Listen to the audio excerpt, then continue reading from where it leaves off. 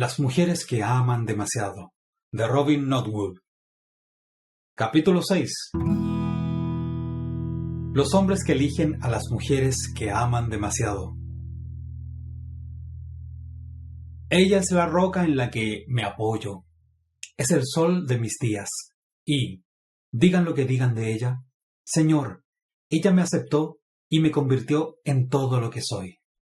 Firma, ella es mi roca.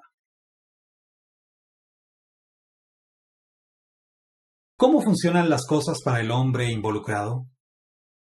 ¿Cuál es su experiencia de la atracción que se produce en los primeros momentos en que se conoce a una mujer que ama demasiado?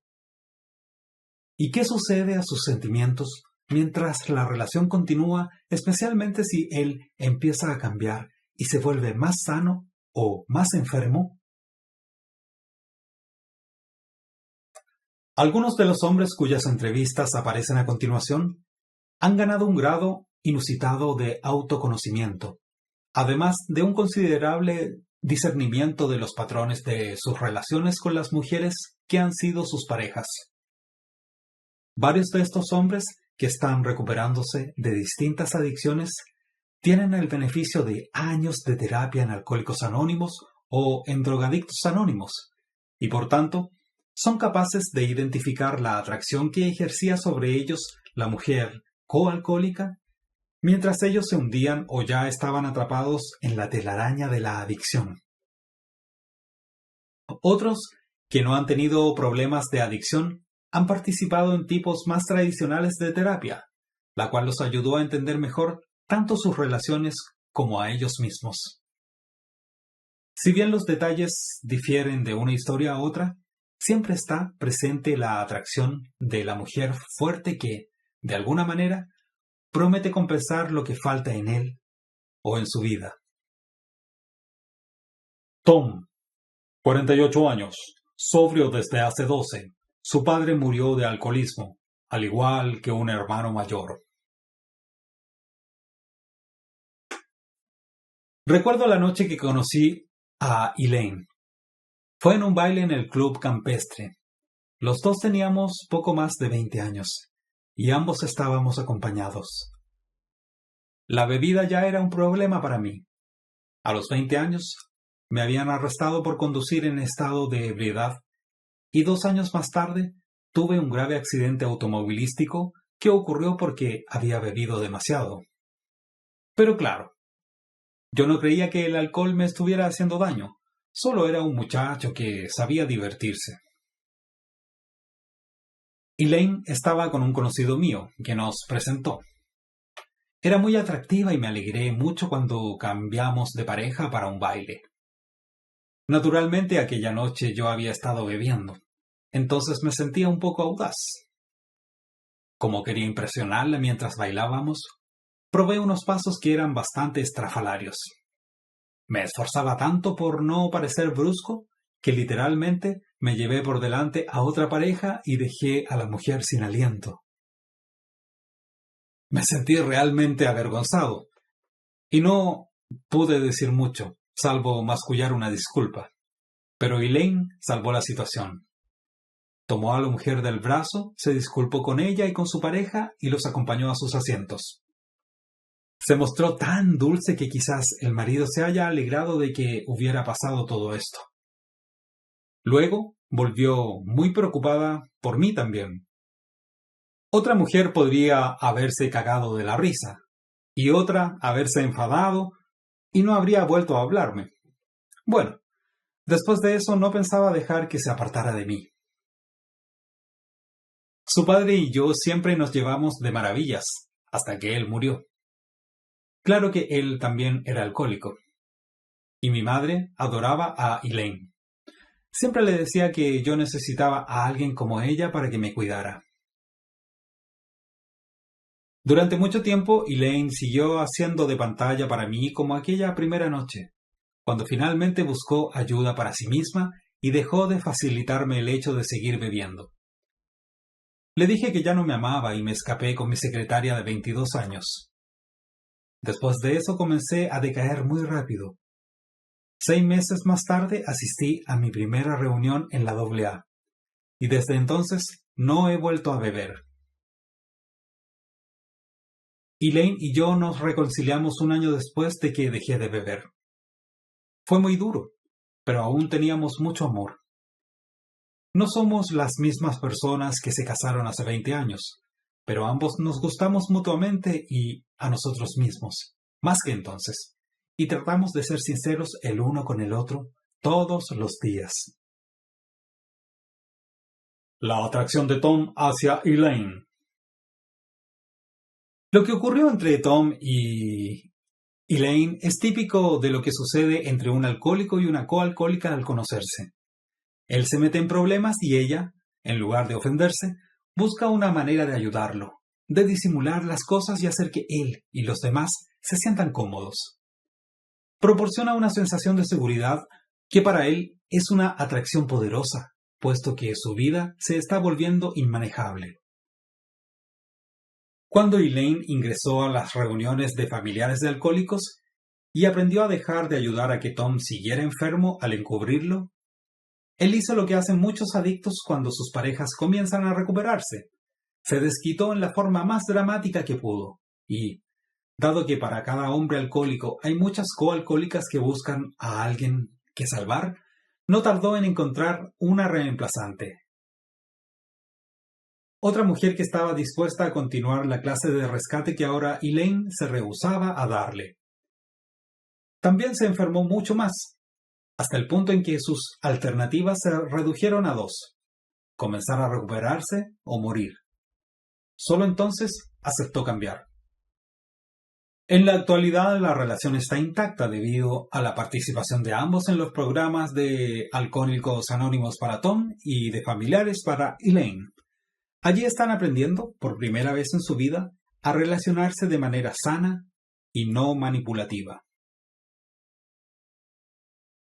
Charles, 65 años, ingeniero civil retirado con 2 hijos, divorciado, vuelto a casar y ahora viudo. Hace 2 años que murió Ellen y finalmente comienzo a tratar de corregirlo todo. Nunca pensé que consultaría a un terapeuta, no a mi edad. Pero después de su muerte me puse tan furioso que me asusté. No podía dejar de sentir que quería lastimarla. Soñaba que la golpeaba y despertaba gritándole. Creí que me estaba volviendo loco. Finalmente reuní el coraje para decírselo a mi médico. Él tiene mi edad y es tan conservador como yo. Por eso cuando me dijo que me convenía consultar a un profesional, me tragué mi orgullo y lo hice. Me puse en contacto con un terapeuta que se especializa en ayudar a la gente a sobreponerse al dolor. Bueno, trabajamos con mi dolor y éste seguía aflorando como ira. Entonces finalmente acepté que estaba completamente loco y, con la ayuda del terapeuta, comencé a examinar por qué. Ellen fue mi segunda esposa. Mi primera esposa, Janet, aún vive aquí, en la ciudad, con su nuevo marido. Creo que es gracioso usar la palabra nuevo. Todo esto sucedió hace 25 años. Conocí a Ellen cuando trabajaba para el municipio como ingeniero civil. Ella era secretaria en el departamento de planeamiento y yo solía verla a veces en el trabajo, y tal vez 1 o 2 veces por semana a la hora de almorzar, en una cafetería pequeña del centro de la ciudad. Era una mujer muy bonita, siempre vestía muy bien, y era un poco tímida pero amigable. Sabía que yo le agradaba por la forma en que me miraba y sonreía. Creo que me halagaba un poco el hecho de que me prestara atención. Sabía que era divorciada y tenía 2 niños, y me daba un poco de pena que tuviera que criarlos sola. Un día la invité con un café y tuvimos una charla agradable. Dejé en claro que yo estaba casado, pero creo que me quejé demasiado por algunas de las frustraciones de la vida matrimonial. Aún no sé cómo se las ingenió ese día para transmitir el mensaje que yo era un hombre demasiado maravilloso para ser infeliz. Pero salí de esa cafetería sintiéndome como si midiera 3 metros de altura y con ganas de volver a verla, de sentirme como ella me había hecho sentir, apreciado. Tal vez era porque ella no tenía un hombre en su vida y echaba eso de menos. Pero después de nuestra charla, yo me sentía grande, fuerte y especial. Aún así, yo no tenía intenciones de comprometerme. Nunca antes había hecho nada así. Había salido del ejército después de la guerra y había sentado cabeza con la esposa que me había estado esperando. Janet y yo no éramos la más feliz de las parejas, pero tampoco la más infeliz. Nunca pensé que la engañaría. Helen había tenido 2 matrimonios y en cada uno había sufrido mucho. Ambos hombres la habían abandonado y ella había tenido un hijo con cada uno. Ahora estaba criando sola a sus hijos, sin ningún apoyo. Lo peor que pudimos hacer fue relacionarnos. Sentía pena por ella, pero sabía que no tenía nada que ofrecerle. En aquella época no se podía obtener un divorcio solamente porque uno lo deseara, y yo no ganaba tanto dinero como para perder todo lo que tenía. Además, tendría que formar una nueva familia y, por tanto, mantener a 2. Además, en realidad yo no quería el divorcio. Ya no estaba loco por mi esposa, pero adoraba a mis hijos y me gustaba lo que teníamos juntos. Sin embargo, todo empezó a cambiar cuando Ellen y yo seguimos viéndonos. Ninguno de los dos podía poner fin a aquello. Ellen estaba sola y decía que prefería tener un poco de mí a no tener nada, y yo sabía que lo decía en serio. Una vez que empecé mi relación con Ellen, no había forma de salir de ella sin que nadie saliera terriblemente lastimado. Muy pronto comencé a sentirme el peor de todos los bribones. Las 2 mujeres contaban conmigo y yo estaba decepcionando a ambas. Ellen estaba loca por mí. Hacía cualquier cosa para verme. Cuando traté de terminar con ella, la veía en el trabajo y su cara triste y dulce me rompía el corazón. Bueno, más o menos después de un año, Janet se enteró de lo nuestro y me dijo que dejara de ver a Ellen o me marchara. Traté de parar, pero no pude. Además, entre Janet y yo las cosas ya eran muy distintas. Parecía haber menos motivos que nunca para dejar a Ellen. Es una larga historia. Ellen y yo tuvimos un romance de 9 años, mientras mi esposa al principio se esforzaba por mantenerme a su lado y luego por castigarme por abandonarla. Ellen y yo vivimos juntos varias veces durante esos años hasta que Janet finalmente se cansó y accedió al divorcio. Aún odio pensar en lo que eso nos ocasionó a todos. En aquel tiempo una pareja no podía simplemente convivir. Creo que realmente perdí todo mi orgullo durante esos años.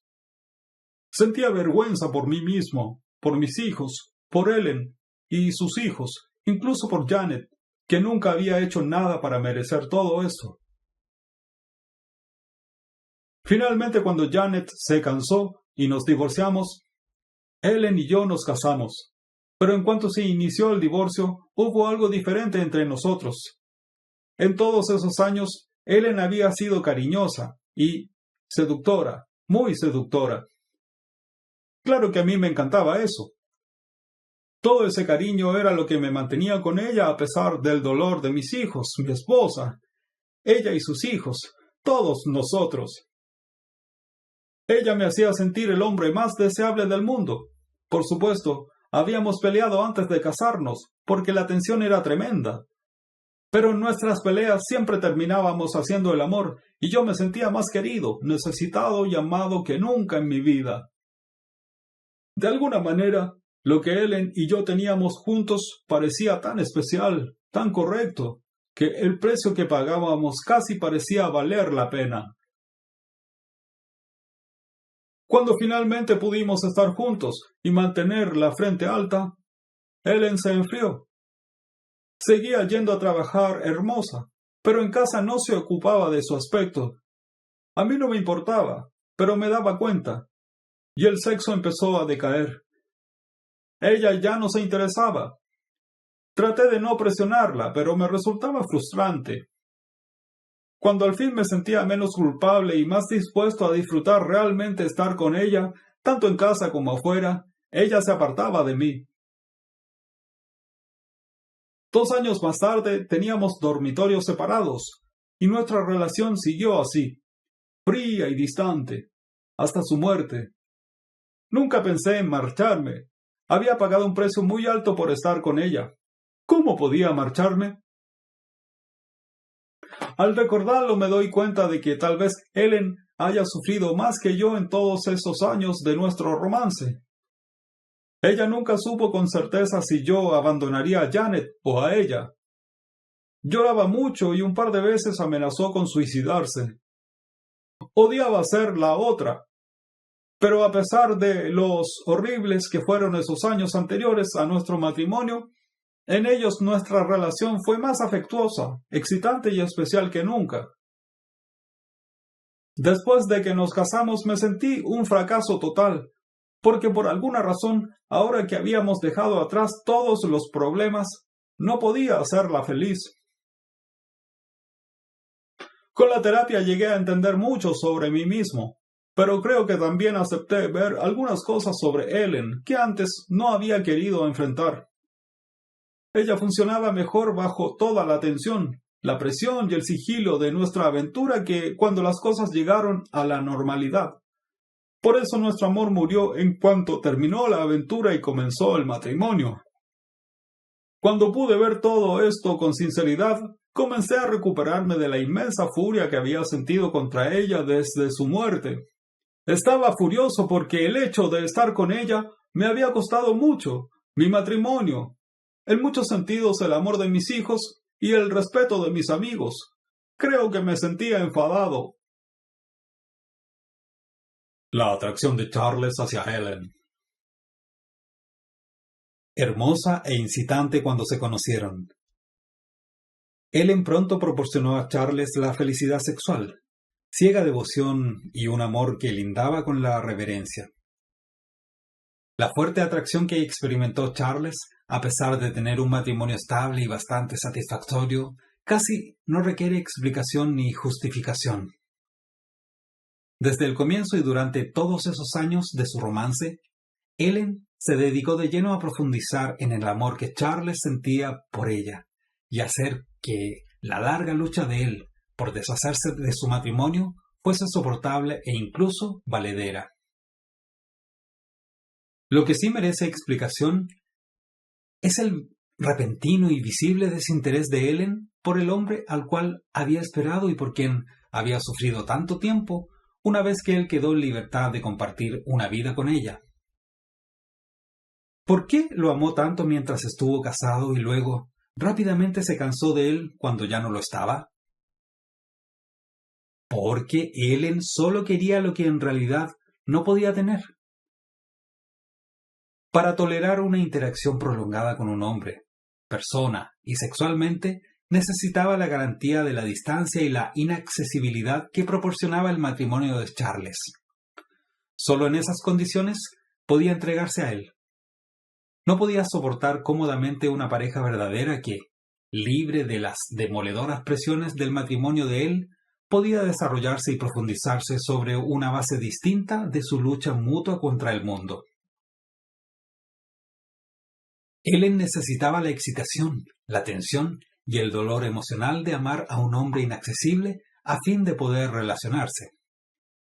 No tenía virtualmente ninguna capacidad para la intimidad, ni siquiera para mucha ternura, al no tener que luchar por ganar a Charles. Una vez que lo ganó, lo desechó. Sin embargo, a través de esos largos años de espera, ella tenía todo el aspecto de una mujer que ama demasiado. Realmente sufría, languidecía y lloraba por el hombre a quien amaba, pero a quien no podía tener de verdad. Lo experimentaba como el centro de su ser, la fuerza más importante de su mundo, hasta que lo tuvo. Entonces la realidad de él como pareja, al no existir más el romance agridulce de su aventura ilícita, ya no elevaba hasta la emoción de la pasión que había disfrutado durante 9 años con ese mismo hombre. A menudo se observa que cuando dos personas que han estado relacionadas durante años finalmente se comprometen a casarse, la relación pierde algo, pierde la excitación y el amor desaparece. El hecho de que esto suceda no necesariamente se debe a que han dejado de intentar complacerse. Puede ser porque uno o el otro, o ambos, al hacer ese compromiso, han excedido su capacidad para la intimidad. Una relación sin compromiso permite estar a salvo de una intimidad más profunda. Con el compromiso, a menudo se produce un repliegue emocional en un esfuerzo dirigido a la autoprotección.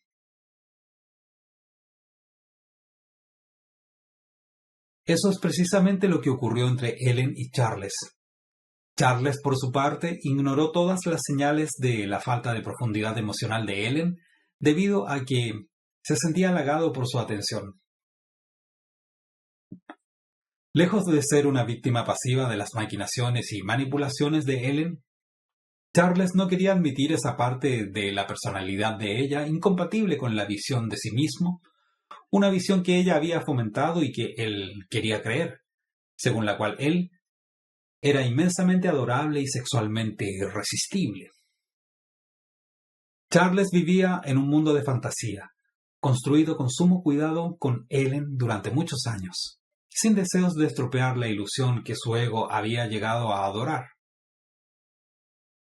Gran parte de la ira que sintió ante la muerte de Ellen estaba dirigida a sí mismo, lo cual descubrió cuando, tardíamente, admitió su propia negación y el rol que él había jugado en la creación y la perpetuación de la fantasía de un amor abrasador, que finalmente dio como resultado el más estéril de los matrimonios.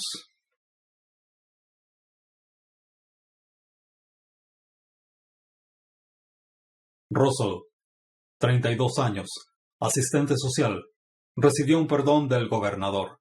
Diseña programas comunitarios para delincuentes juveniles. Sí, bien, los chicos con los que trabajo siempre se impresionan con el tatuaje de mi nombre que tengo en el antebrazo izquierdo. Dicen mucho sobre la forma en que yo solía vivir. Me lo hice a los 17 años porque estaba seguro de que algún día me encontraría muerto en alguna calle y nadie sabría quién era yo. Me creía un tipo malísimo. Viví con mi madre hasta los 7 años. Después ella volvió a casarse y yo no me llevaba bien con su nuevo esposo. Me escapaba mucho y, en aquella época, a uno lo encerraban por eso. Primero estuve en el reformatorio, después en hogares de adopción y de vuelta al reformatorio. Pronto llegué al campamento de niños y luego a la autoridad de menores. Mientras crecía estuve varias veces en las cárceles locales y finalmente en prisión. A los 25 años ya había estado en todas las clases de instituciones correccionales de que disponía el estado de California, hasta en las cárceles de máxima seguridad. De más está decir que pasé más tiempo encerrado que afuera en esos años, pero igualmente me las ingeniaba para ver a Mónica. Una noche en San José, un compinche y yo estábamos paseando en un auto prestado. Entramos a un local de hamburguesas para automovilistas y estacionamos al lado de aquellas dos chicas. Nos pusimos a charlar y bromear con ellas, y pronto estábamos en el asiento trasero de su auto. Bueno, mi compinche era un verdadero mujeriego. Era el más experimentado, así que cuando estábamos con chicas, yo dejaba que hablara él. Él siempre podía ganar el interés de un par de chicas, pero también se quedaba con la menor porque era astuto y hacía todo el trabajo, y yo me tenía que conformar con la vieja. Aquella noche no me pude quejar porque él eligió a aquella rubiecita sexy que estaba al volante y yo terminé con Mónica. Ella tenía 15 años, era muy bonita, toda suave, con ojos muy grandes y realmente interesada. Tenía modales muy dulces desde el comienzo, y yo parecía importarle mucho. Ahora bien, Cuando uno ha estado encerrado, aprende que hay mujeres que pensarán que uno es un imbécil y no querrán tener nada que ver con uno. Pero hay otras a las que la sola idea las entusiasma, las fascina. Te ven como alguien grande y malo y se ponen realmente seductoras y tratan de domarte. O bien piensan que te han lastimado y sienten pena por ti y tratan de ayudarte. Mónica entraba en la segunda categoría. También era muy agradable. No quiso nada pesado desde el comienzo. Mientras mi compinche lo hacía con su amiga, Mónica y yo dimos un paseo bajo la luna y conversamos. Ella quería saberlo todo sobre mí.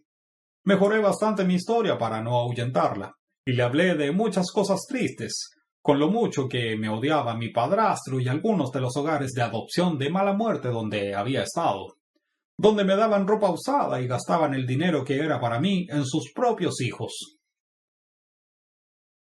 Mientras yo hablaba, ella me apretaba la mano con fuerza.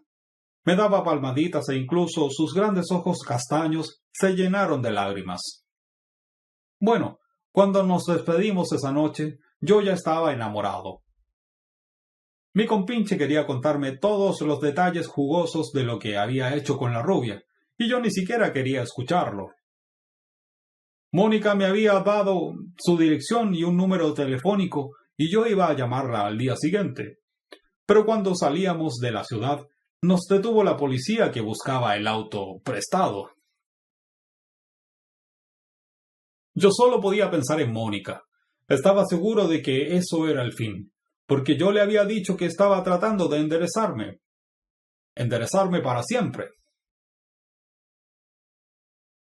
Cuando estaba otra vez en la cárcel, decidí arriesgarme y le escribí una carta. Le dije que otra vez estaba encerrado, pero por algo que no había hecho, que los policías me habían arrestado porque tenía prontuario y porque yo no les caía bien. Mónica me contestó enseguida y siguió escribiéndome casi todos los días en los siguientes 2 años. Lo único que nos decíamos en las cartas era lo enamorados que estábamos, cuánto nos extrañábamos y lo que haríamos juntos cuando yo saliera. Cuando me soltaron, la madre de ella no la dejó verme en Stockton, así que tomé un autobús a San José. Estaba muy entusiasmado por volver a verla, pero también me asustaba mucho la idea. Creo que tenía miedo de que, después de todo, no me aceptara. Por eso, en vez de ir a verla de inmediato, busqué a algunos compinches y una cosa llevó a la otra. Empezamos a armar las de Caín y cuando finalmente me llevaron a casa de Mónica, habían pasado 4 días. Yo estaba bastante mal. Había tenido que emborracharme para ganar el coraje de ir a verla, por el miedo que tenía de que me dijera que me esfumara. Su madre estaba trabajando, gracias a Dios, cuando los muchachos me dejaron en la acera de su casa. Mónica salió sonriendo, tan contenta de verme, a pesar que no había oído de mí desde que yo había llegado a la ciudad.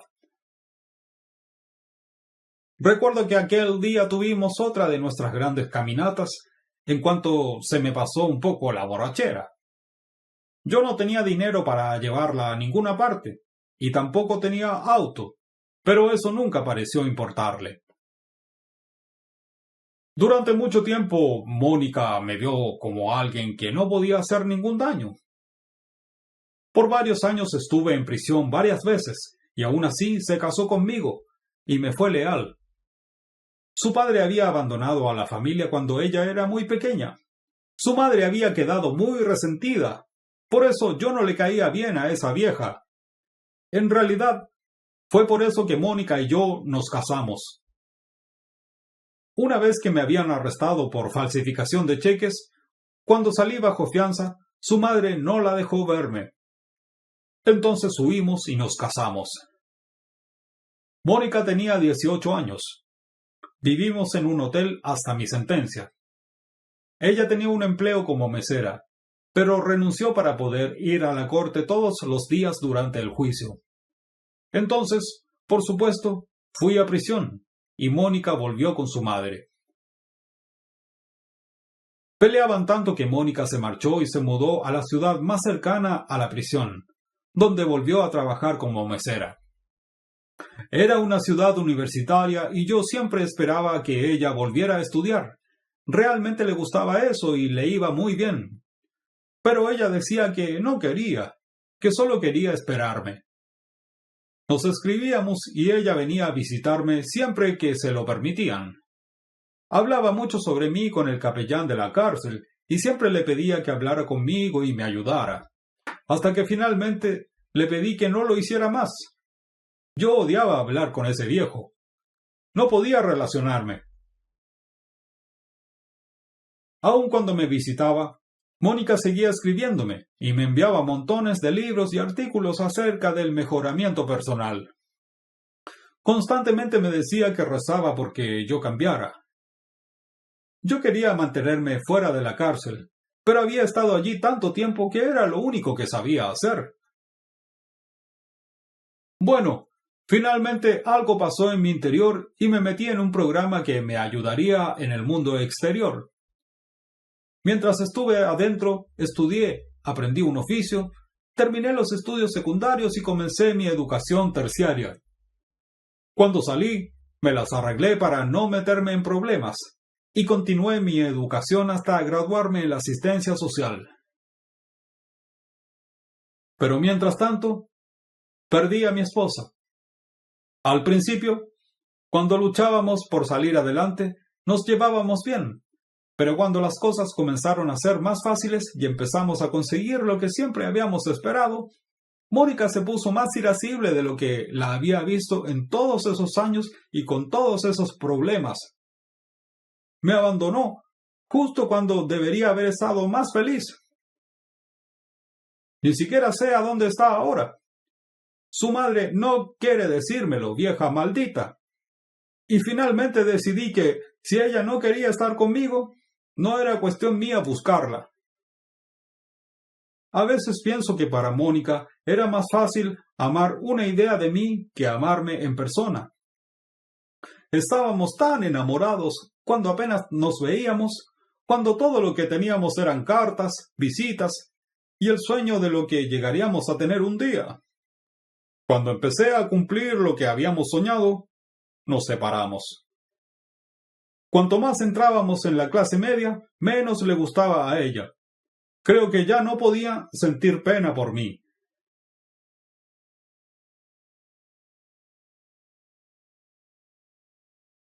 La atracción de Russell hacia Mónica. No había nada en los antecedentes de Russell que lo preparara para estar emocional ni físicamente presente para otra persona en una relación afectuosa y comprometida. La mayor parte de su vida había buscado activamente una sensación de fuerza y seguridad, ya fuese huyendo o embarcándose en aventuras peligrosas. A través de esas actividades altamente perturbadoras y generadoras de tensión, él buscaba evitar su propia desesperación. Se enfrentaba con el peligro para evitar sentir dolor y desamparo por haber sido abandonado emocionalmente por su madre. Cuando conoció a Mónica, quedó encantado con su aspecto suavemente atractivo y su tierna actitud hacia él. En lugar de rechazarlo por ser malo, ella reaccionó a sus problemas con sincero interés y profunda compasión. De inmediato le comunicó que estaba dispuesta a ayudarlo, y no tardó mucho en demostrar su perseverancia. Cuando él desapareció, Mónica respondió esperando con paciencia. Parecía tener suficiente amor, estabilidad y resistencia para soportar cualquier cosa que hiciera Rosa. Si bien parece que Mónica tenía una gran medida de tolerancia para Russell y su comportamiento, en realidad sucedía lo contrario. Lo que ninguno de los dos jóvenes advertía en forma consciente era que ella podía esperarlo siempre que él no estuviera con ella. En cuanto se separaban, Russell encontraba en Mónica la compañera perfecta, la esposa ideal para un prisionero. De buen agrado, ella se pasaba la vida esperando y soñando que él cambiaría y que entonces podrían estar juntos. Las esposas de prisioneros, como Mónica, presentan lo que quizás sea el máximo ejemplo de las mujeres que aman demasiado. Tal vez porque son incapaces de tener grado de intimidad con un hombre. Eligen vivir con una fantasía, un sueño de lo mucho que amarán y serán amadas algún día, cuando su pareja cambie y esté disponible para ellas.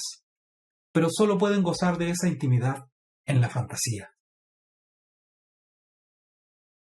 Cuando Russell logró lo que era casi imposible y comenzó a enderezarse y mantenerse fuera de la cárcel, Mónica se alejó. El hecho de tenerlo presente en su vida exigía un nivel de intimidad amenazador. La hacía sentir mucho más incómoda que su ausencia. La realidad cotidiana, con Russell, tampoco podía competir con la visión idealizada de amor mutuo que ella había mantenido. Hay un dicho entre los convictos de que todos tienen su Cadillac estacionado justo a la acera, esperándolos. Eso significa que tienen una visión demasiado idealizada de lo que será la vida para ellos cuando vuelvan a las calles. En la imaginación de las esposas de prisioneros como Mónica, lo que quizás esté estacionado junto a la acera no es el Cadillac que simboliza dinero y poder, un carruaje tirado por 6 caballos blancos que representan el amor mágicamente romántico. ¿Cómo estas mujeres amarán y serán amadas? Ese es su sueño. Al igual que a sus esposos convictos, por lo general les resulta más fácil vivir con el sueño que luchar por cumplirlo en el mundo real. Lo que es importante entender es que parecía que Russell era incapaz de amar con mucha profundidad, mientras que Mónica, con toda su paciencia y compasión, parecía hacerlo muy bien. De hecho, ambos eran igualmente deficientes en la capacidad de amar con intimidad. Por eso formaron pareja cuando no podían estar juntos. Y cuando sí podían estar juntos, su relación tuvo que terminar. Resulta instructivo notar que en este momento Russell no tiene una nueva pareja en su vida. Él también sigue luchando con la intimidad.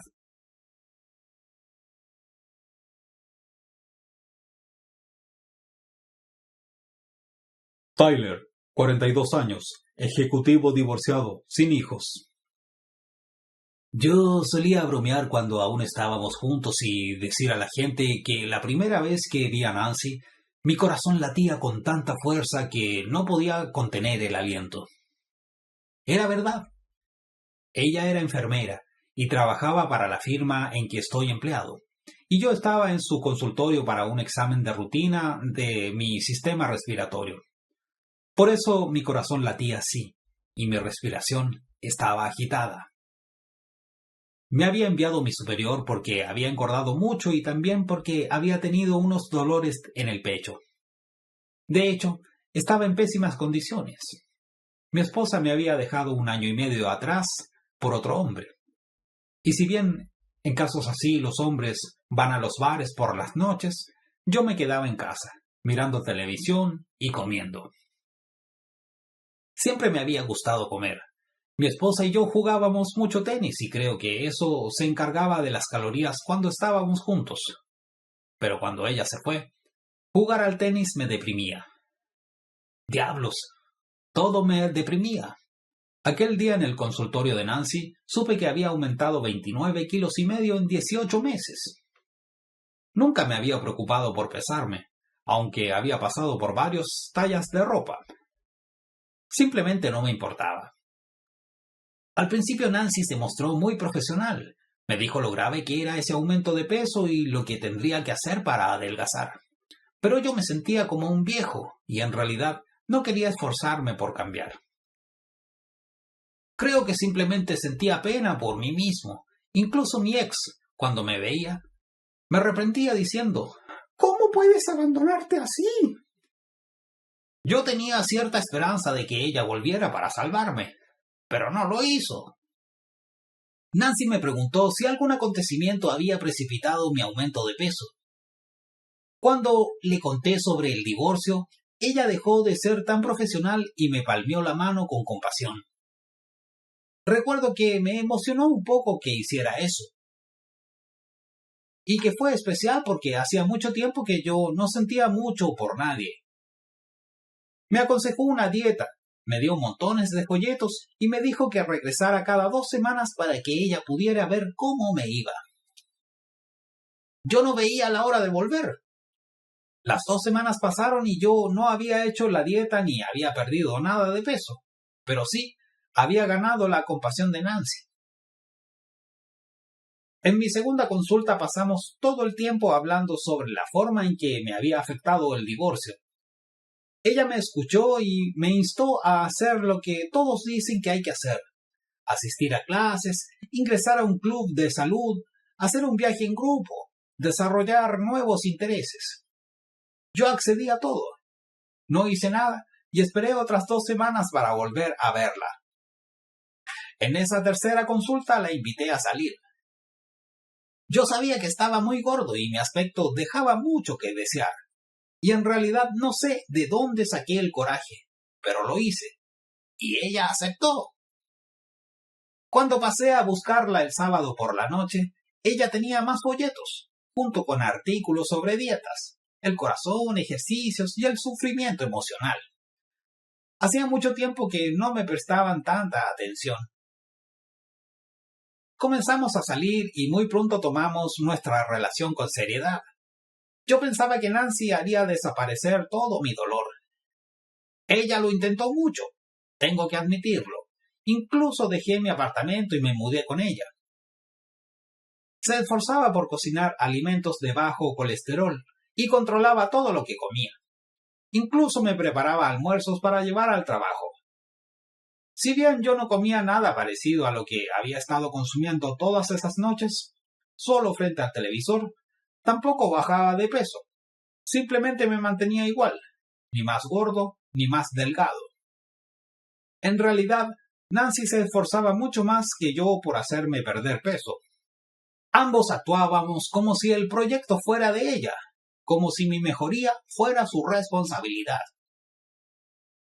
De hecho, creo que tengo un metabolismo que requiere ejercicios extenuantes para quemar calorías con eficiencia, y yo no hacía mucho ejercicio. Nancy jugaba al golf y yo jugaba un poco con ella, pero no era mi deporte. Después de estar juntos unos 8 meses, hice un viaje de negocios a Evanston, mi ciudad natal. Por supuesto, después de 2 días allí, me encontré con un par de amigos de la escuela secundaria. Yo no quería ver a nadie con el aspecto que tenía, pero esos tipos eran viejos amigos y teníamos mucho que hablar. Se sorprendieron cuando les conté sobre mi divorcio. Mi esposa era de la misma ciudad. Bueno, me convencieron para jugar un set de tenis. Los dos jugaban y sabían que era mi juego preferido desde la secundaria. Yo pensé que no duraría ni un solo game, y se los dije, pero insistieron. Me sentí muy bien al jugar. Si bien los kilos de más me hacían más lento y perdí todos los juegos, les dije que volvería al año siguiente para darles una paliza. Cuando llegué a casa de Nancy, me dijo que había asistido a un estupendo seminario sobre nutrición y quería que yo probara todo lo que había aprendido. Le dije que no, que por un tiempo lo haría a mi modo. Ahora bien, Nancy y yo nunca habíamos peleado. Claro que ella rezongaba mucho por mí y constantemente me decía que me cuidara mejor. Pero cuando volví a jugar tenis, comenzamos a discutir. Yo jugaba al mediodía para no ocupar el tiempo que pasábamos juntos, pero nunca volvimos a estar como antes.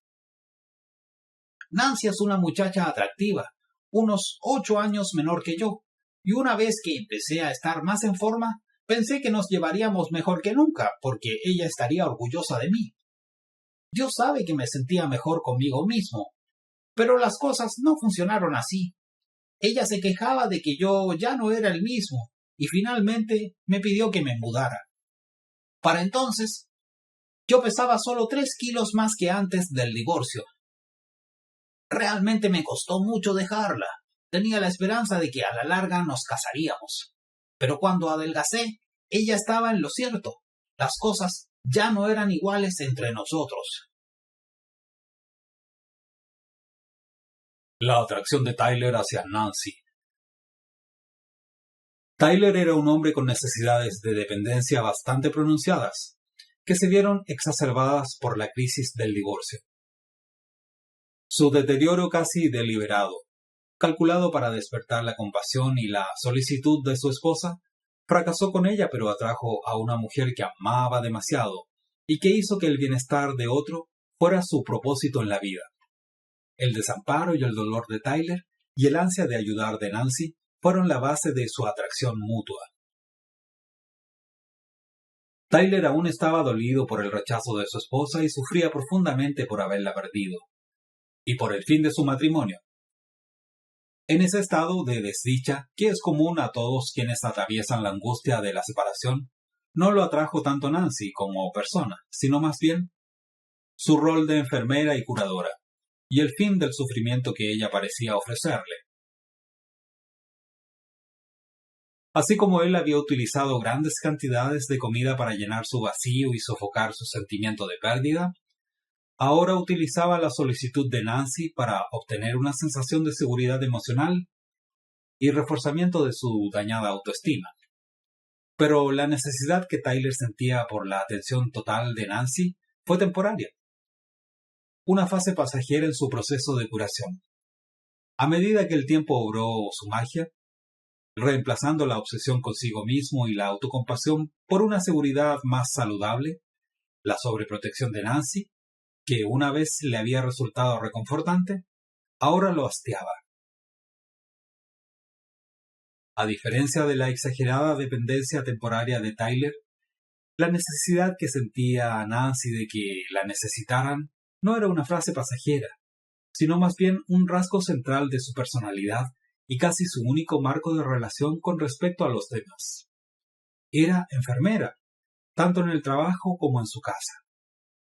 Si bien Tyler habría sido una pareja bastante dependiente aún después de recuperarse del divorcio, su profunda necesidad de ser atendido no podía igualar la profundidad de la necesidad que tenía Nancy de manejar y controlar la vida de otro. La salud de Tyler, por la cual ella, aparentemente, había trabajado en forma tan incansable, fue en realidad el fin de su relación.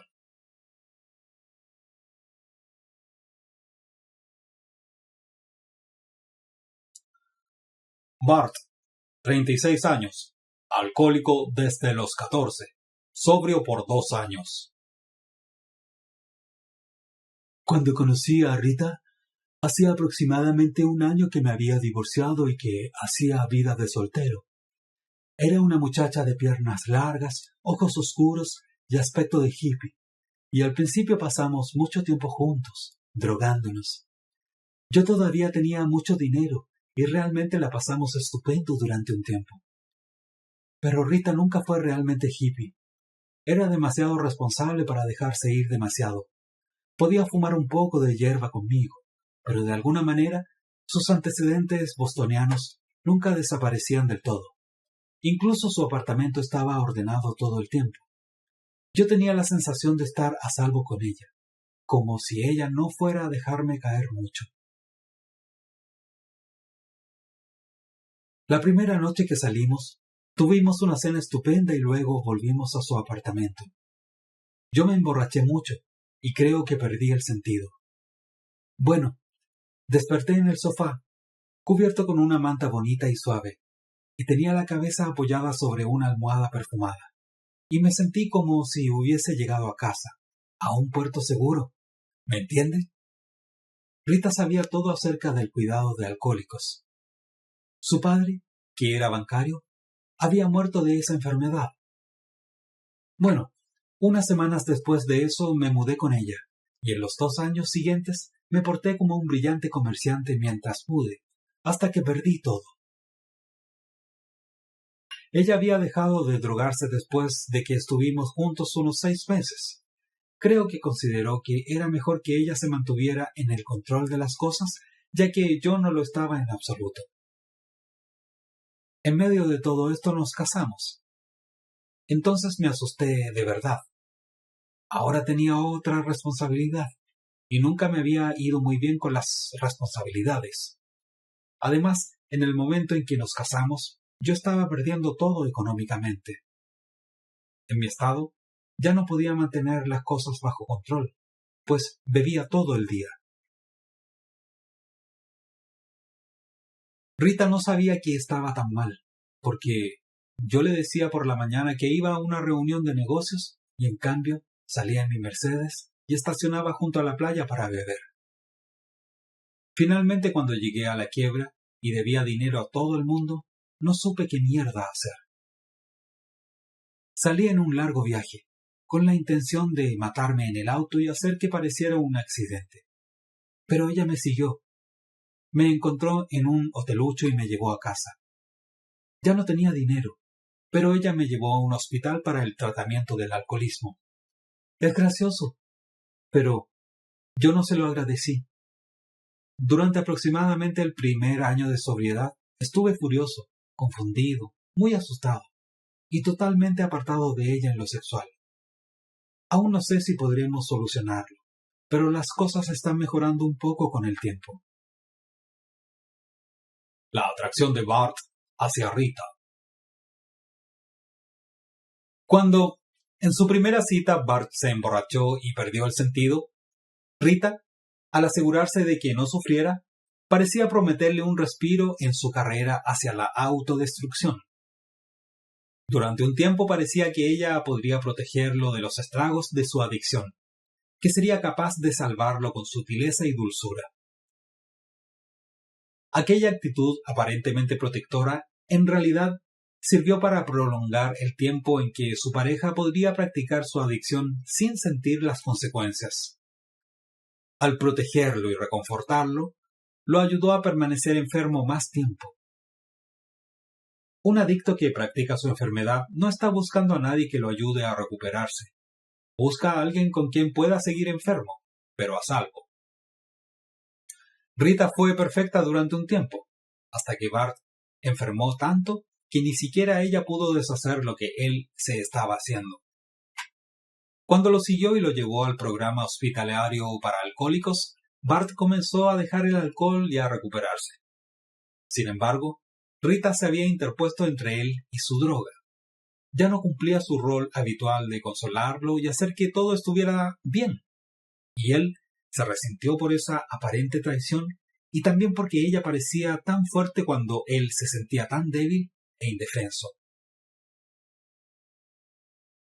Por mal que lo hagamos, todos necesitamos sentir que estamos a cargo de nuestra propia vida. Cuando alguien nos ayuda, a menudo nos resentimos por el poder y la superioridad implícitos de esa persona. Más aún, un hombre a menudo necesita sentirse más fuerte que su pareja para sentirse sexualmente atraído hacia ella. En este caso, la ayuda que Rita proporcionó a Bart al llevarlo al hospital dejó en claro lo enfermo que estaba, y fue así como este gesto de profundo afecto destruyó, al menos por un tiempo, la atracción sexual de Bart hacia ella. Además de este aspecto emocional, aquí puede haber también un importante factor fisiológico en juego. Cuando un hombre ha estado ingiriendo alcohol y otras drogas, como lo hacía Bart, y luego deja de hacerlo, a veces debe pasar un año o más hasta que la química de su cuerpo se corrija y él pueda responder sexualmente de modo normal.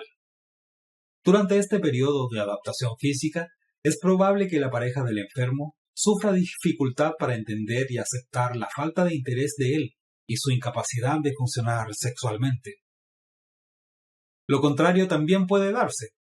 Se puede desarrollar un impulso sexual excepcionalmente intenso en el adicto recientemente recuperado, quizá debido a un desequilibrio hormonal.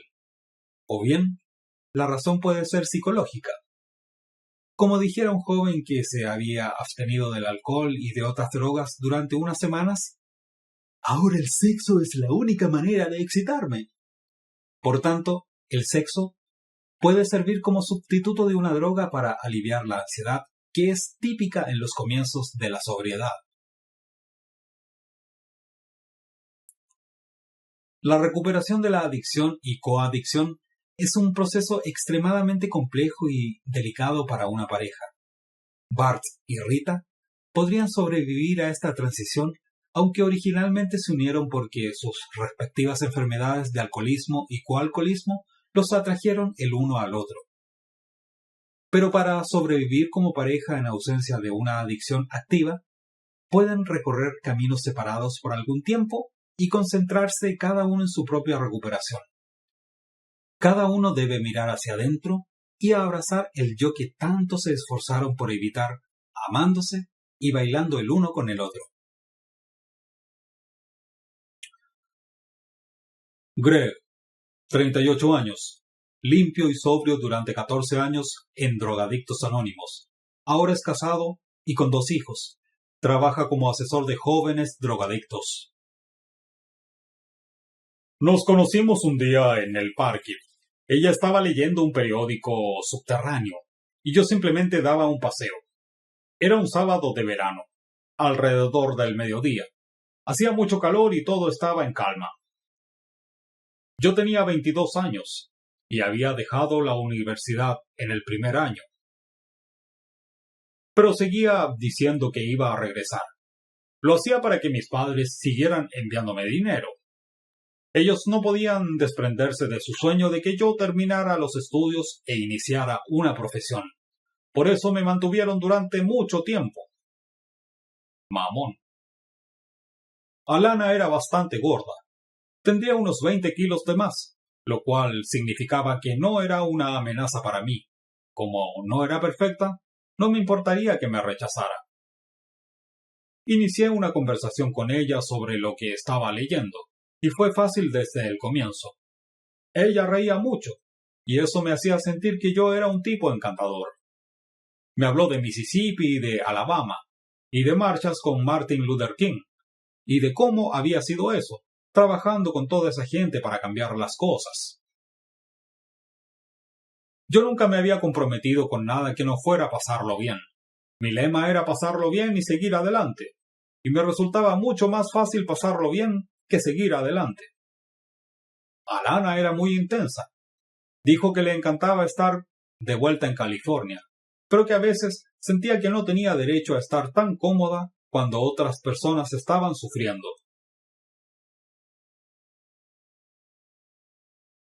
Ese día estuvimos sentados en el parque 2 o 3 horas, simplemente conversando, contándonos más y más sobre quiénes éramos.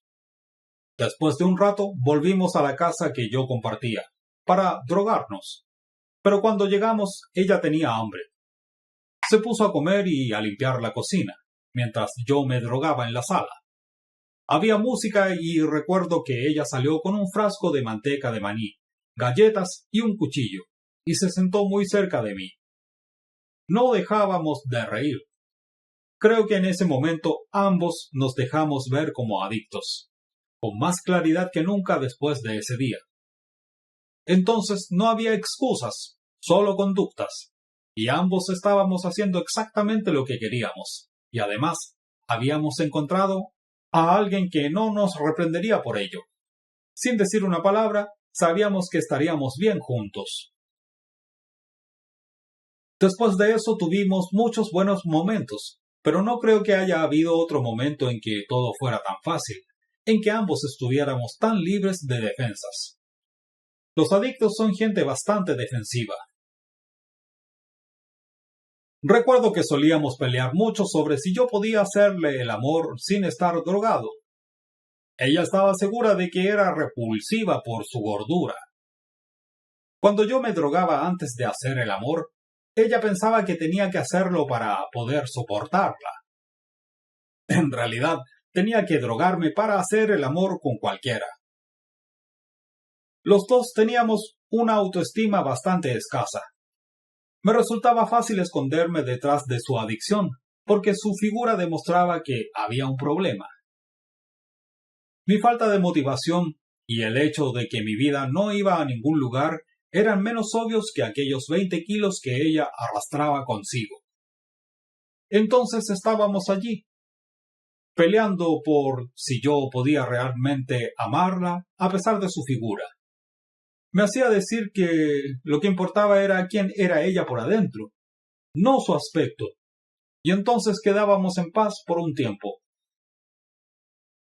Ella decía que comía porque era muy infeliz. Yo decía que me drogaba porque no podía hacerla feliz. En aquella forma, realmente enferma, éramos complementos perfectos. Cada uno tenía una excusa para lo que estaba haciendo. Sin embargo, la mayor parte del tiempo fingíamos que no había verdaderos problemas. Después de todo, hay mucha gente gorda y mucha gente que se droga. Entonces, simplemente ignorábamos toda la cuestión. Entonces, me arrestaron por posesión de drogas peligrosas. Pasé 10 días en la cárcel y mis padres me consiguieron un estupendo abogado que me llevó al asesoramiento para adictos como alternativa a un tiempo más prolongado en la cárcel. Mientras estuve encerrado esos 10 días, Alana se mudó. Estaba furioso. Sentía que me había abandonado. De hecho, peleábamos cada vez más. Al recordarlo, me doy cuenta de que era cada vez más difícil vivir conmigo. La paranoia que se desarrolla en las personas que toman drogas durante cualquier lapso había comenzado a afectarme. Además, casi todo el tiempo estaba drogado o con ganas de drogarme. Alana había estado tomándolo todo en forma personal. Pensaba que si tan solo ella fuera diferente, yo querría estar más tiempo con ella en lugar de estar drogado a cada minuto. Pensaba que la estaba eludiendo. ¿Qué diablos? Me estaba eludiendo a mí mismo. El caso es que ella desapareció durante unos 10 meses. Otra manifestación, creo. El consejero a quien consulté insistió en que fuera a las reuniones de drogadictos anónimos. ¿Cómo era eso? O la cárcel. Fui. Allí vi a algunas personas que había conocido en la calle, y después de un tiempo comencé a sospechar que quizás yo tuviera un problema de drogas. Aquella gente continuaba con su vida, y yo seguía drogándome a diario, todo el día. Entonces dejé de mentir en las reuniones y pedí ayuda a un tipo a quien tenía muy en buen concepto. Él se convirtió en mi patrocinador en la DA. Y yo lo llamaba 2 veces por día, mañana y noche. Eso significaba cambiar todo lo que yo hacía, amigos, fiestas, todo. Pero lo hice. El asesoramiento también me ayudó, porque aquel consejero sabía todo lo que iba a pasarme antes que yo, y me lo advertía. De todos modos, dio resultado, y pude mantenerme lejos de las drogas y del alcohol. Alana regresó cuando hacía 4 meses que yo estaba limpio y sobrio en la DEA, y enseguida volvimos a lo mismo de antes. Teníamos un juego que jugábamos juntos. El consejero lo llamaba connivencia. Era nuestra forma de utilizarnos el uno al otro para sentirnos bien o mal con nosotros mismos y, por supuesto, para practicar nuestras adicciones. Yo sabía que si volvía a involucrarme en todo este tipo de conductas con ella, volvería a drogarme. Ahora ni siquiera somos amigos. Simplemente lo nuestro no daba resultados y no podíamos estar enfermos juntos. La atracción de Greg hacia Alana.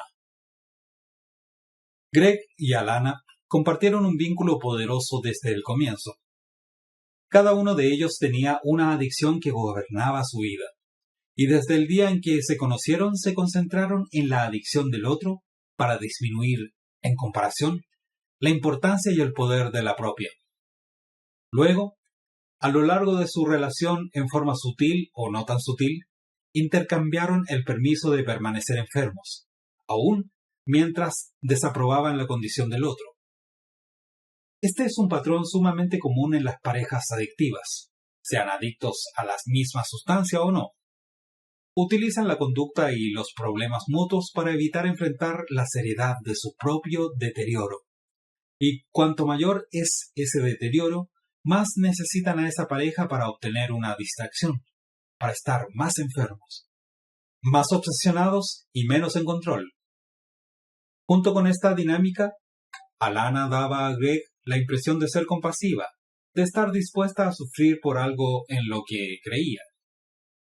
Eso siempre constituye una atracción magnética para una persona adictiva, porque la voluntad de sufrir es requisito previo para una relación con un adicto.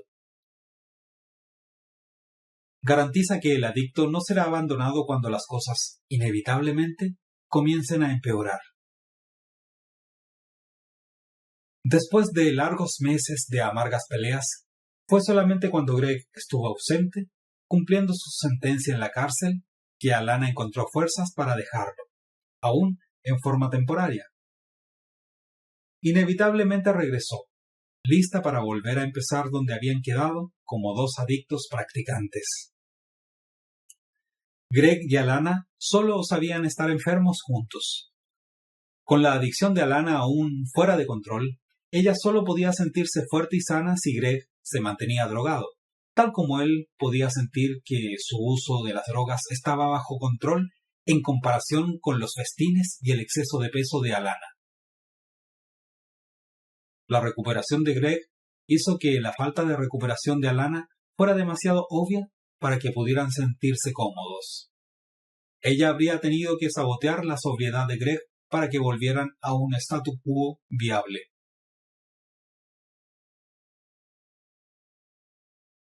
Eric, 42 años, divorciado y vuelto a casar.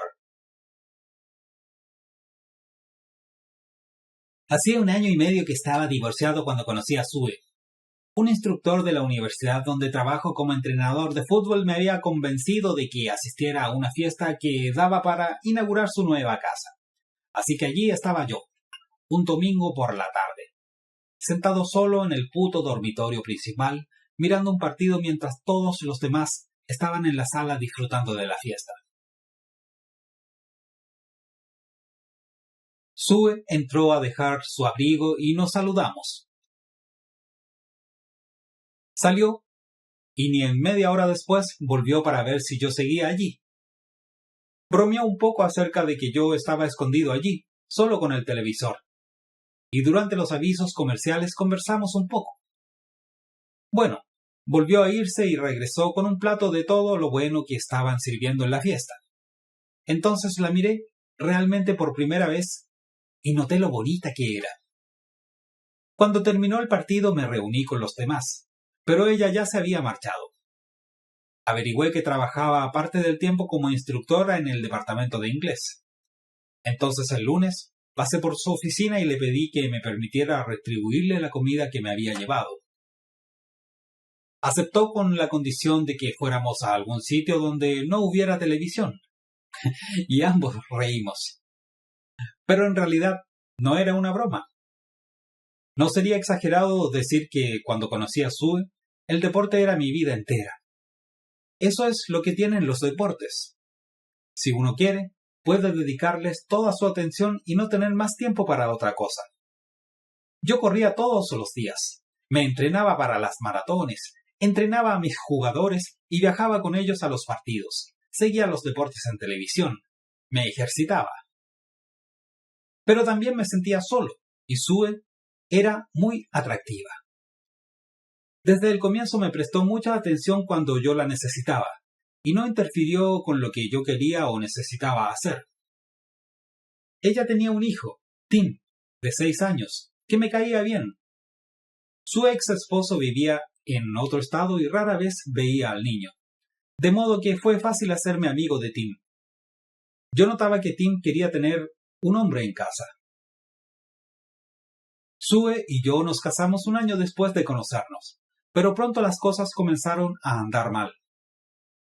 Ella se quejaba de que nunca les prestaba atención a ella ni a Tim, que siempre estaba fuera de casa y que lo único que me importaba era mirar los deportes por televisión.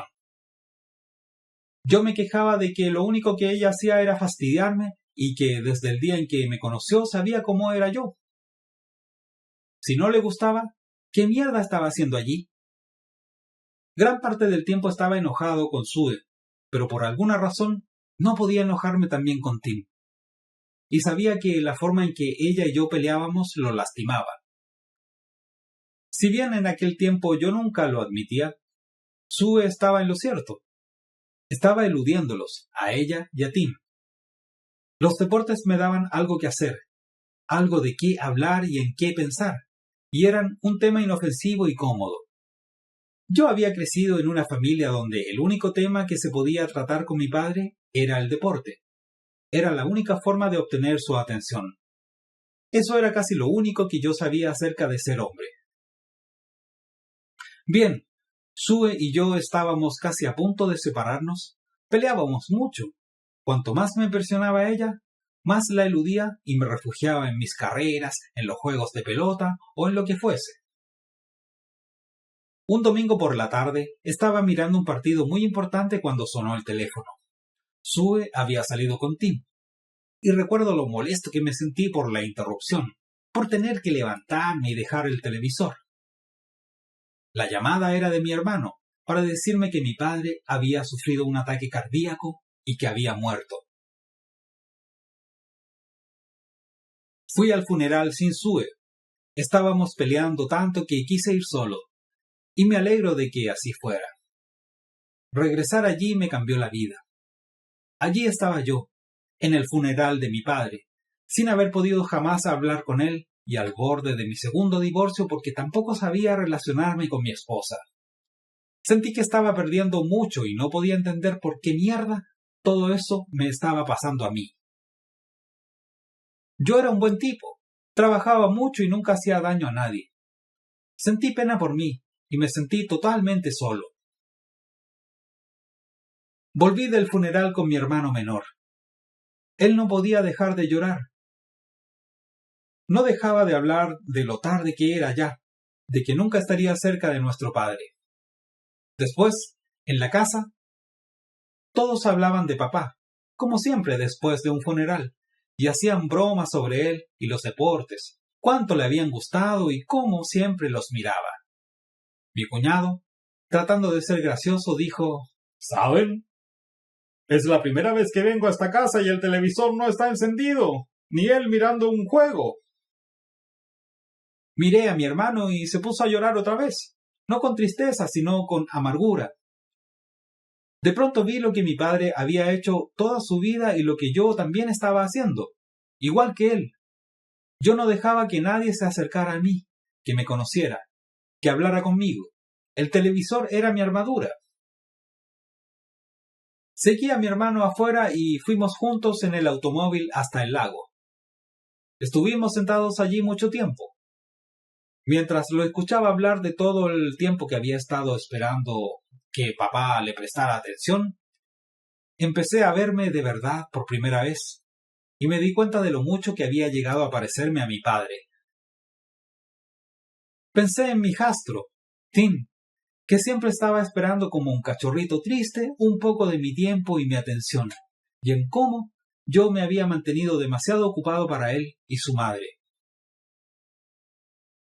En el avión de regreso a casa, estuve pensando en lo que quería que dijera la gente sobre mí cuando yo muriera, y eso me ayudó a ver lo que tenía que hacer. De vuelta en casa con Sue, hablé con sinceridad, tal vez por primera vez en toda mi vida. Lloramos juntos, y llamamos a Tim para que estuviera con nosotros, y él también lloró. Después de eso, todo fue maravilloso por un tiempo. Hacíamos cosas juntos, salíamos a pasear en bicicleta e íbamos de picnic con Tim. Salíamos y recibíamos a nuestros amigos. Me costaba alejarme de toda la cuestión deportiva, pero tuve que dejarla casi por completo para poder ver todo en perspectiva. Realmente deseaba estar cerca de la gente a quien quería. No morir y dejar en la gente sentimientos como los que había dejado mi padre. Pero resultó ser más difícil para Sue que para mí. Cuando pasaron un par de meses, me dijo que pensaba tomar un empleo de tiempo parcial los fines de semana. Yo no podía creerlo. Ese era el tiempo que teníamos para estar juntos. Ahora todo se revertía. Ella estaba escapando de mí. Ambos llegamos a un acuerdo de buscar ayuda. En el asesoramiento, Sue admitió que todo nuestro compañerismo de los últimos tiempos la había vuelto loca, que sentía que no sabía hacerlo, que no sabía estar conmigo. Los dos hablamos de lo difícil que es estar realmente con otra persona. Si bien me había fastidiado con mi antiguo comportamiento, ahora se sentía incómoda cuando le prestaba atención. No estaba acostumbrada a eso. En todo caso, su familia había sido peor que la mía en cuestiones de atención y afecto. Su padre, capitán de un barco, nunca estaba en casa, y a su madre le agradaba eso. Sue había crecido sola, siempre con deseos de estar con alguien, pero, al igual que yo, no sabía cómo hacerlo. Permanecimos un tiempo en asesoramiento y, por sugerencia del terapeuta, ingresamos a la Asociación de Padrastros y Hermanastros. A medida que Tim y yo estábamos cada vez más unidos, a Sue le costaba dejar que yo lo disciplinara. Se sentía excluida, como si estuviera perdiendo el control sobre él. Pero yo sabía que tenía que establecer mis propios límites con Tim para que él y yo realmente pudiéramos tener una relación. El hecho de estar en esa asociación me ayudó más que cualquier otra cosa. Tenían reuniones grupales para familias como la nuestra. Para mí fue estupendo escuchar a otros hombres que luchaban con sus sentimientos. Me ayudó a hablar de los míos con Sue. Aún estamos hablando y seguimos juntos, aprendiendo a estar unidos y a confiar el uno en el otro. Ninguno de los dos hace tan bien como quisiera, pero no dejamos de practicar. Es un juego muy nuevo para los dos. La atracción de Eric hacia Sue. Eric, solo en su aislamiento impuesto por él mismo, anhelaba que lo amaran y se preocuparan por él, sin tener que arriesgarse a la intimidad. Cuando Sue se acercó a él el día en que se conocieron, señalando en forma tácita su aceptación del medio principal de Eric para evitar a la gente, su obsesión con los deportes. Eric se preguntó si no habría encontrado realmente a su mujer ideal, alguien que lo quisiera y, al mismo tiempo, lo dejara en paz. Si bien Sue se quejó con sutileza por su falta de atención al sugerir que en su primera cita no hubiese televisión, él siguió suponiendo que ella tenía un alto grado de tolerancia para la distancia. De no ser así, ella lo habría evitado desde el comienzo. En realidad, la evidente falta de experiencia social de Eric y su incapacidad de relacionarse emocionalmente fueron elementos atractivos para Sue. Su torpeza hacía que lo estimara y, al mismo tiempo, le aseguraba que él no podría buscar otras personas, inclusive otras mujeres, y eso era importante. Sue, al igual que tantas otras mujeres que aman demasiado, sentía un profundo temor al abandono. Era mejor estar con alguien que no satisfacía del todo sus necesidades, pero a quien no perdería, que estar con alguien más cariñoso y a quien ella pudiera amar más, que podría dejarla por otra persona. Además, el aislamiento social de Eric le proporcionaba algo que hacer: tender un puente sobre el abismo que se extendía entre él y las demás personas. Ella podía interpretarlo, a él y a su idiosincrasia, para el resto del mundo, y atribuir a la timidez más que a la indiferencia su retiro del contacto social. En otras palabras, él la necesitaba. Sue, por otra parte, se exponía a una situación que sería una réplica de todos los peores aspectos de su niñez: la soledad, la espera por amor y atención, el profundo desencanto y, finalmente, la furiosa desesperación.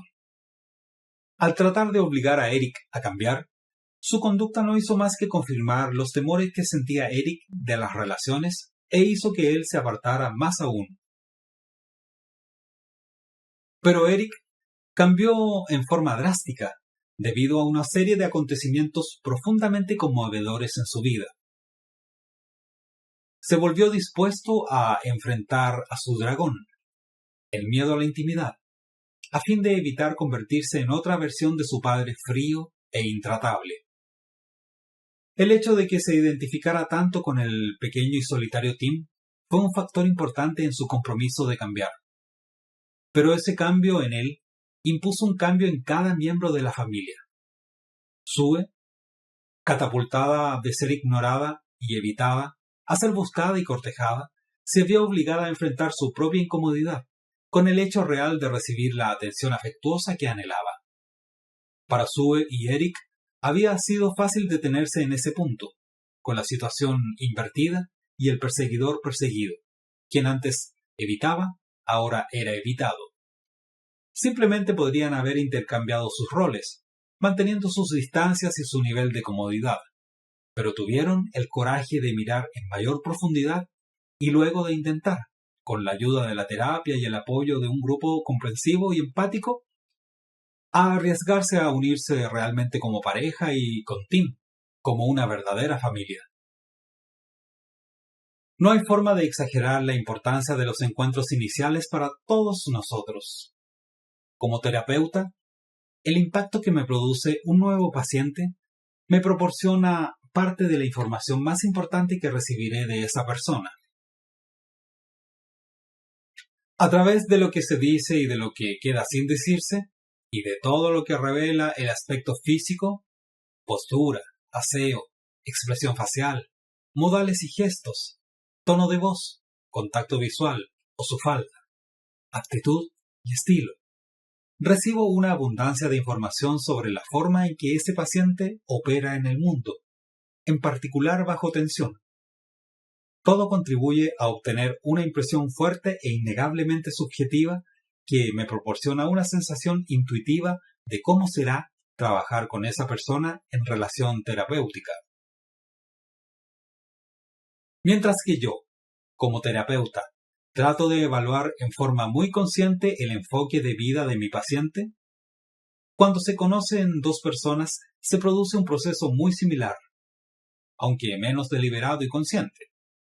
Cada uno trata de responder algunas preguntas acerca del otro, sobre la base de la cantidad de información que se telegrafía automáticamente durante esos primeros instantes juntos. Las preguntas que se formulan en silencio son, por lo general, muy simples. ¿Eres alguien con quien tengo algo en común? ¿Puedo beneficiarme de alguna manera al cultivar una amistad contigo? ¿Es divertido estar contigo? Pero a menudo se formulan otras preguntas, que dependen de quiénes sean esas personas y de lo que deseen. Para todas las mujeres que aman demasiado, hay preguntas más fuertes detrás de las obvias, pasionales y prácticas, preguntas que todas nos esforzamos por responder porque provienen de lo profundo de nuestro interior. ¿Me necesitas?, pregunta en secreto la mujer que ama demasiado. ¿Me cuidarás y solucionarás mis problemas? Es la muda interrogación que subyace a las palabras del hombre que la elegiría como pareja.